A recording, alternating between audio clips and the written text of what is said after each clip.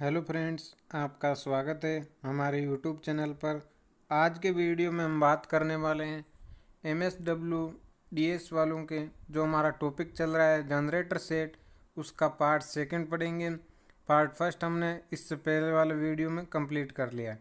Video शुरू करने से पहले आपसे एक छोटी सी रिक्वेस्ट है, अगर आप पहली बार हमारे चैनल पर आएँ तो चैनल को सब्सक्राइब करें और बेल आइकन को प्रेस करें, जिससे आने वाली नोटिफिकेशन आपको प्राप्त हो सकें।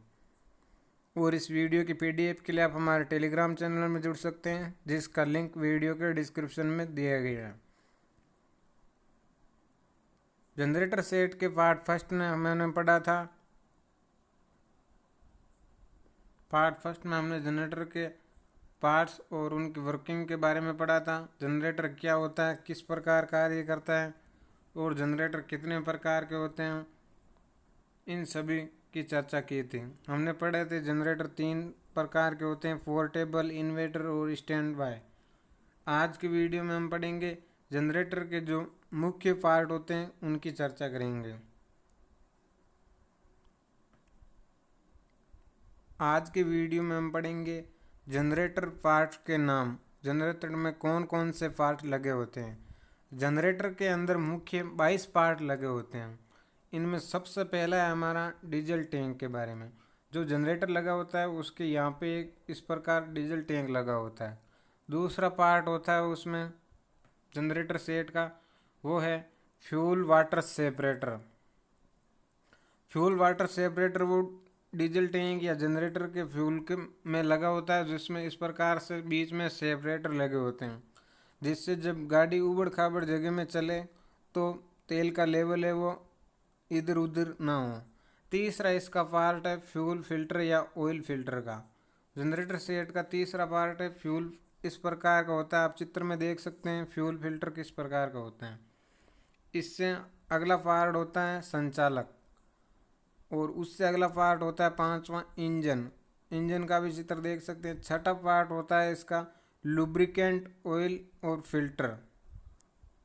सातवां पार्ट होता है जनरेटर सेट का मुख्य प्राइमरी लुब्रिकेंट ऑयल पंप, जिसका आप चित्र देख सकते हैं प्राइमरी लुब्रिकेंट ऑयल का। आठवां पार्ट होता है उसमें कूलेंट टैंक का होता है। कूलेंट टैंक का भी चित्र आप देख सकते हैं, इस प्रकार का होता है कूलेंट टैंक। अगला 9वां पार्ट होता है इसमें रेडिएटर और फैन। रेडिएटर और फैन, ये इंजन के आगे रेडिएटर लगा हुआ है। 10वां पार्ट इसमें होता है कंट्रोल पैनल। 11वां पार्ट होता है इसमें एयर फिल्टर। 12वां पार्ट होता है इसमें टर्बो चार्जर। टर्बो चार्जर का आप चित्र देख सकते हैं, इस प्रकार का होता है। 13वां पार्ट होता है इसमें साइलेंसर का। और 14वां पार्ट है वो कफलिंग होती है। 15वां पार्ट है वो अल्टरनेटर है। 16वां पार्ट है इसका ऑटोमेटिक वोल्टेज रेगुलेटर लगा होता है। और 17वां पार्ट है इसमें एक्सीटर। 18वां पार्ट है बैटरी। 19वां पार्ट है इसका क्रैंक मोटर या स्टार्टर मोटर। 20वां पार्ट है गवर्नर। 21वां पार्ट है इसमें फ्लाईव्हील। और 22वां पार्ट है इसमें सर्किट ब्रेकर। तो जनरेटर सेट के मुख्यतः 22 भाग होते हैं, जिनके हमने नामों की चर्चा की है। अब हम एक एक पार्ट के बारे में विस्तार से चर्चा करेंगे। अगर आपको वीडियो अच्छा लग रहा है तो लाइक ज़रूर करें। सबसे पहले आज हम इसमें फर्स्ट पार्ट है उसकी चर्चा करेंगे, जो है डीजल टैंक के बारे में। जो जनरेटर के ऊपर लगा हुआ है उसके बारे में चर्चा करेंगे। डीजल टैंक साधारणतया गाड़ी के नीचे लगाया जाता है। इसमें डीजल भरा जाता है। ये सीट मेटल का बनाया जाता है। यहाँ हमारे लिए इम्पोर्टेंट है जो टैंक होता है वो किसका बना होता है, सीट मेटल का बनाया जाता है। इसे रस्ट से बचाने के लिए इस पर कोटिंग की जाती है। यह आयताकार गोल शक्ल में गाड़ी की चेसिस के नीचे लगा होता है। गाड़ी की क्षमता के अनुसार छोटी गाड़ी में 30-35 लीटर व बड़ी गाड़ी में 70 से 200 लीटर के बने होते हैं। टैंक कैप या फिलर कैप में वेंट होल बने होते हैं, जिससे कि डीजल बाहर सप्लाई होने पर टैंक के अंदर वायुमंडलीय प्रेशर हवा प्रवेश न कर सके। टैंक के नीचे सफाई के लिए ड्रैगन प्लग लगाया जाता है। इसमें फ्यूल चेक करने के लिए फ्यूल गेज लगाते हैं, जिसका संबंध ड्राइवर के सामने डैशबोर्ड पर मीटर से लगा होता है। ये इस प्रकार का टैंक बना होता है और इसके बीच में ये वाटर फ्यूल के सेपरेटर लगे होते हैं, जिससे टैंक में जो फ्यूल है वो इधर से उधर बाईपास होता रहे। डीजल टैंक का आप चित्र देख सकते हैं। अगला हम इसका पार्ट पढ़ेंगे जनरेटर सेट का, वो है फ्यूल वाटर सेपरेटर के बारे में। कई बार डीजल जनरेटर को खुली जगह पर रखा जाता है। जब बारिश का मौसम आता है तो पानी फ्यूल में मिलने का डर रहता है, तो इसी समस्या से बचने के लिए फ्यूल वाटर सेपरेटर का उपयोग लेते हैं, जिसका काम फ्यूल में पानी को अलग करना होता है। अगला पार्ट है इसका डीजल फ्यूल फिल्टर के बारे में। जो जनरेटर में फ्यूल जाता है उसके फिल्टर के लिए कौन सा सिस्टम लगा होता है उसके बारे में चर्चा करेंगे। डीजल इंजेक्शन सिस्टम के अंदर शुद्ध डीजल ही भेजना चाहिए, नहीं तो डीजल के अंदर कचरा जाने से एलिमेंट और प्लंजर जल्दी घिस जाएंगे, या डिलीवरी वाल्व की सीट खराब हो जाएगी, या इंजेक्टर निडल स्टिक कर जाएगी। आप फ्यूल फिल्टर का चित्र देख सकते हैं किस प्रकार का बना होता है। इस प्रकार की अशुद्धियों को दूर करने के लिए डीजल इंजनों में दो प्रकार की फिल्टर प्रणाली का प्रयोग किया जाता है।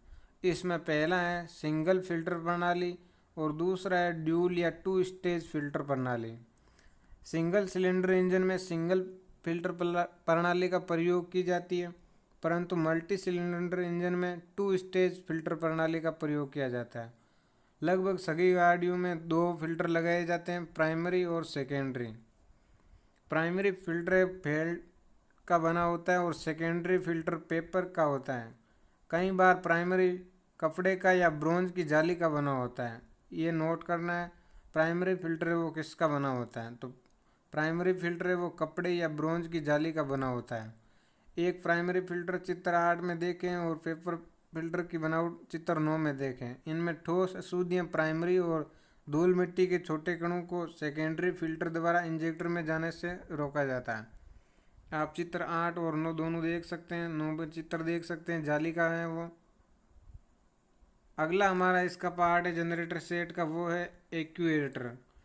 एक्यूरेटर की सहायता से हमें यह पता चलता है कि डीजल जनरेटर के इंजन में लोड के अनुसार कितना डीजल डालना है।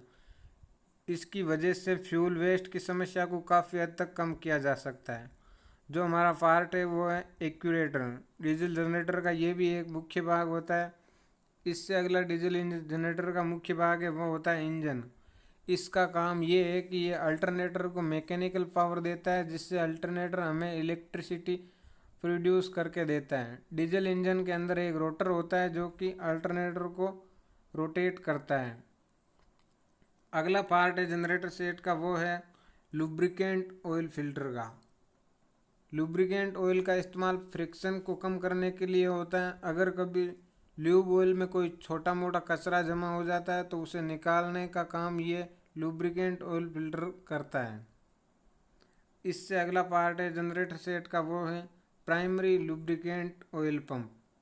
इस उपकरण का उपयोग लुब्रिकेंट ऑयल को हर जगह पहुंचाने के लिए होता है। इसका काम यही है कि यह हर जगह लुब्रिकेंट ऑयल पहुंचाए। अगला पार्ट है जनरेटर सेट का, वो है कूलेंट टैंक का। हमने पहले भी कूलेंट टैंक के बारे में चित्र में समझाया था। जब इंजन चलता है तो उसके अंदर होने वाले मूवमेंट से लुब्रिकेंट ऑयल भी फ्रिक्शन होता है, जिससे ये लुब्रिकेंट ऑयल गर्म हो जाता है। इस लुब्रिकेंट ऑयल को ठंडा करना बहुत ही ज़रूरी होता है। उसको ठंडा करने के लिए पानी या डिस्टिल वाटर और कूलेंट का उपयोग होता है, और उसी डिस्टिल वाटर को कूलेंट को स्टोर करने के लिए कूलेंट टैंक उपयोग होता है। अगला हमारा जनरेटर सेट का पार्ट है वो है रेडिएटर। रेडिएटर और फैन। रेडिएटर इंजन के सामने फिट होता है। रेडिएटर का मुख्य कार्य ये है कि ये पानी को ठंडा करता है। रेडिएटर में बनी ट्यूब के अंदर जो पानी होता है उससे एयर करंट पास होती है और पानी को ठंडा कर देती है। रेडिएटर निम्नलिखित पार्ट से बनाया जाता है, जो हम चित्र 5 में देखेंगे। आप रेडिएटर का चित्र देख सकते हैं। ऊपर केप लगी हुई है, वाटर पाइप लगा है, ये कोर बनी हुई है इस प्रकार। ये इसका लोअर टैंक है, ये इसका अपर टैंक है। सबसे पहले हम इसमें पढ़ेंगे अपर टैंक के बारे में। इसके अंदर पानी डालने के लिए मुंह बना होता है। इस मुंह के साथ ही एक छोटी सी पाइप लगी होती है जिसे स्टीम पाइप या लीक ऑफ पाइप भी कहते हैं। इंजन में ओवर हीटिंग के समय पानी गर्म होकर स्टीम बन जाता है जो कि इस पाइप द्वारा रेडिएटर से बाहर निकल जाता है। रेडिएटर के अंदर आवश्यकता से अधिक पानी डाल दे तो वे भी इस रेडिएटर के ऊपर टैंक में लगी ओवरफ्लो पाइप से निकल जाता है। दूसरा इसका पार्ट होता है रेडिएटर का, रेडिएटर कोर। इसमें बारीक बारीक नलियाँ सी बनी होती हैं और इन नालियों के ऊपर फिन्स लगे होते हैं जो कि नलियों के अंदर वाले पानी को ठंडा करने में सहायता करते हैं। रेडिएटर कोर अपर टैंक और लोअर टैंक से सोल्डर करके जोड़ी जाती है। कई रेडिएटर में ये नट बोल्ट द्वारा भी जोड़ी जाती है। साधारणतया 3 प्रकार के रेडिएटर कोर इस्तेमाल किए जाते हैं। इसमें पहला है ट्यूबलर टाइप, दूसरा है प्रेस ट्यूब टाइप और तीसरा है हनीकॉम्ब टाइप। अधिकतर गाड़ियों में प्रेस ट्यूब टाइप ही के ही प्रयोग किए जाते हैं क्योंकि पंचर होने के बाद उनकी मरम्मत आसानी से हो सकती है।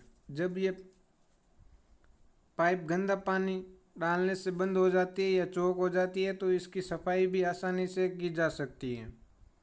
ये कॉपर की बनी होती है क्योंकि कॉपर गर्मी की सुचालक है। कई सस्ते रेडिएटर में कोर लोहे की भी आती है परंतु ये रेडिएटर पानी को अच्छी तरह से ठंडा नहीं कर पाते और इनकी नलियों के अंदर जंग भी लग जाती है। आप चित्र देख सकते हैं। हनीकॉम्ब टाइप अलग अलग इनके वाल्व बताए गए हैं, प्रेशर वाल्व भी बताया गया है। अगला इसका पार्ट होता है रेडिएटर का, वो है लोअर टैंक। ये रेडिएटर के निचले भाग में लगा होता है जिसमें अपर टैंक में पानी कोर द्वारा ठंडा होने के बाद एकत्रित हो जाता है। इसके अंदर एक पाइप होता है जिससे होज पाइप द्वारा वाटर पंप में जाता है। कई बार रेडिएटर के लोअर टैंक में एक टोंटी या वाल्व भी लगा दी जाती है ताकि इसका पानी निकाला जा सके। रेडिएटर का अगला पार्ट होता है वो होता है radiator cap. Pump circulation system में 2 तरह के सिस्टम है। पहला है इसमें ओपन सिस्टम, दूसरा है high pressure system. Open system में ऑर्डिनरी कैप का प्रयोग की जाती है जो सिर्फ एक ढक्कन का ही काम करती है, जबकि हाई प्रेशर सिस्टम में कैप के अंदर 2 वाल्व लगे होते हैं जिससे हम प्रेशर कैप कहते हैं। इसके लगाने से रेडिएटर के अंदर 5 पाउंड का प्रेशर बनाकर रखा जाता है।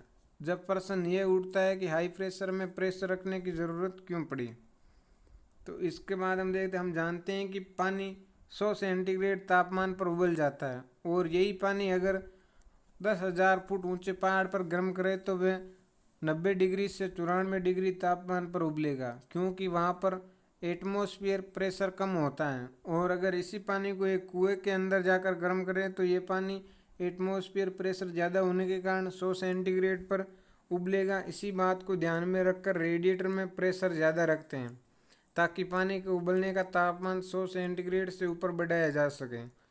ऐसे सिस्टम को जिससे रेडिएटर के अंदर पानी को प्रेशर के साथ रखा जाता है उसे प्रेसाइड कूलिंग सिस्टम कहते हैं। इसके निम्न लाभ होते हैं। इसमें पहला है इससे उबलने का तापमान बढ़ जाता है जिससे पानी ऊंचे तापमान पर भाप बनकर एक्सपीरियंस होकर बाहर निकल जाता है। ये खास तौर पर ठंडे देशों में लाभदायक है जहां पानी की जगह रेडिएटर में एंटी फ्रीज सॉल्यूशन जो कि काफ़ी महंगा होता है प्रयोग किया जाता है। पानी के ऊंचे तापमान पर उबलने से हमें एक सुनिश्चित तापमान मिल पाता है जो कि इंजन के ठीक काम करने के लिए लाभदायक है। तीसरा है इसमें प्रेसाइड कूलिंग सिस्टम में रेडिएटर मजबूत बनाए जाते हैं ताकि प्रेशर को सहन कर सकें, जैसा चित्र ऊपर लिखा गया है। बहुत इंजनों में 5 पाउंड प्रति वर्ग इंच का प्रेशर होता है। हर 1 पाउंड प्रेशर बढ़ाने पर 1 सेंटीग्रेड तापमान का अंतर पड़ जाता है। इसमें सावधानी है वो यदि चलते हुए या गर्म इंजन में कैप खोलने की ज़रूरत पड़े तो कैप से दूर खड़े होकर कपड़े के साथ कैप को धीरे धीरे खोलें और खोलने के बाद जल्दी से एक तरफ हो जाए, नहीं तो उबलते हुए पानी से जलने का खतरा रहता है। दूसरा इसमें प्रेशर कैप। प्रेशर कैप का प्रयोग करके समुद्र तल व ऊंचाई पर पानी के क्वथनांक को 100 सेंटीग्रेड से कम करते हैं। इसकी आकृति इस प्रकार बनाई जाती है कि यह 1.9 kg अधिकतम भीतरी वायु भाप वायु पानी के दबाव को सहन कर सकें। तीसरा है इसमें फैन और फैन बेल्ट। ये रेडिएटर के पीछे फिट रहता है। इसमें 4, 5 या 6 ब्लेड होते हैं। ये पंप शाफ्ट पर फिट होता है। ये हवा को रेडिएटर कोर की तरफ से चूसता है, जिससे ट्यूब ठंडी हो जाती है और ट्यूब पानी को ठंडा कर देती है और वहीं हवा इंजन पर पड़ती है, जो इंजन को भी कुछ ठंडा करती है। ओवरऑल करते समय पंखे के ब्लेड के एंगल को चेक कर लेना चाहिए। यदि ये असंतुलित होगा तो लोड पड़ेगा और इसका बोरिंग खराब हो जाएगा। तो हमने जनरेटर सेट के इन भागों की विस्तार से चर्चा की। आपको वीडियो कैसा लगा कमेंट करके बताएं। जो इसके नेक्स्ट वीडियो आएगा उसमें हम जो हमारे बाकी पार्ट बचे हैं उनकी चर्चा करेंगे।